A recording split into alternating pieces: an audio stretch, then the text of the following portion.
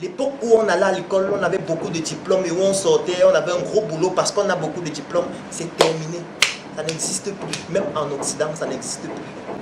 Si vous n'avez pas une compétence technique, pratique, une consistance intellectuelle qui correspond au diplôme que vous avez, si vous ne l'avez pas, vous serez un chômeur qualifié.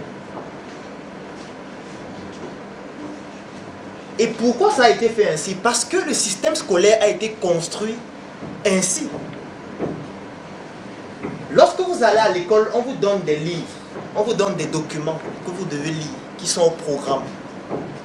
Que achetez, voilà le livre de mathématiques, voilà le livre d'anglais, voilà le livre d'histoire.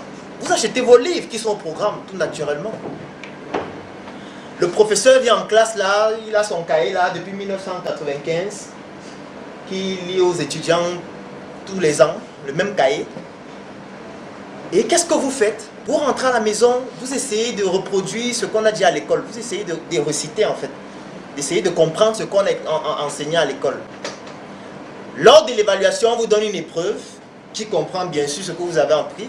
Vous avez 18 sur 20, tout le monde est content, on vous appelle le major, vous êtes très fiers, on organise des fêtes, on boit du champagne, vous êtes content d'être major. Mais vous êtes major en quoi? En répétition. Vous êtes major parce que vous avez réussi à reproduire exactement ce qu'on vous a appris. C'est ça, être intelligent. En aucun moment on ne questionne ce que vous apprenez. En aucun moment on ne se demande est-ce que ce que vous apprenez là, est-ce que c'est vrai?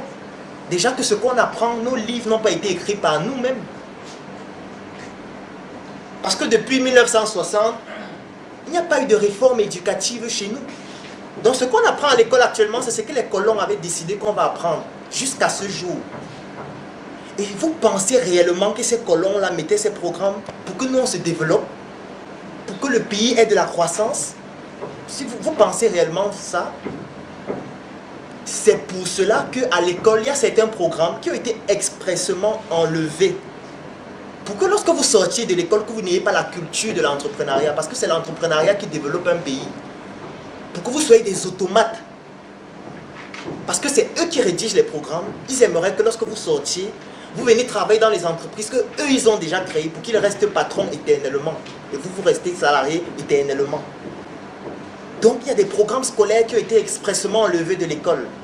Donc la Startup Academy, indignée par ce fait, a voulu résoudre ce problème déjà en identifiant ces formations pour les enseigner d'abord. Parce que là où on est là, on a les cerveaux qui sont endormis. On a des cerveaux qui ronflent, qui sont dans un coma profond. Parce que les outils de bêtisation par excellence, comme la télévision, comme les musiques des conneries qu'on diffuse à la télé de façon quotidienne et fréquente, ce sont les stratégies de base en communication et en manipulation pour abrutir une population. C'est fait exprès.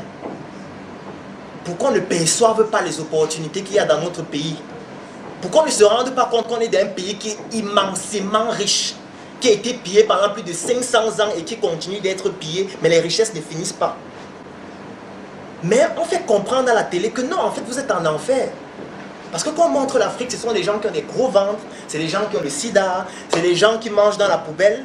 Quand on montre les gens en France, c'est des gens qui sont à la Tour Eiffel, qui mangent le ketchup, qui boivent du champagne, qui sont dans de beaux hôtels. C'est pour construire l'image mentale dans la tête selon laquelle l'Afrique c'est l'enfer et l'Europe c'est le paradis. Donc il faut que vous partiez d'ici. Donc qu'est-ce qui se passe? Les gens prennent les pirogues et ils s'en vont en enfer. Ils quittent le paradis, partent en enfer. Pendant ce temps, ceux-là quittent de là-bas pour venir ici. Parce que là-bas, la concurrence avec les Chinois est tellement rude que le seul endroit où ils peuvent réussir, c'est en Afrique, parce que nous, on est endormis. Guerre civile en Côte d'Ivoire, blackout. Génocide au Rwanda, blackout. Guerre communautaire en Centrafrique, blackout. Crise humanitaire au Darfour, Renoir, blackout. Kwame Nkrumah, blackout. Patrice Lumumba, blackout. Steve Biko, blackout. Tous en l'ouverture, Renoir, blackout.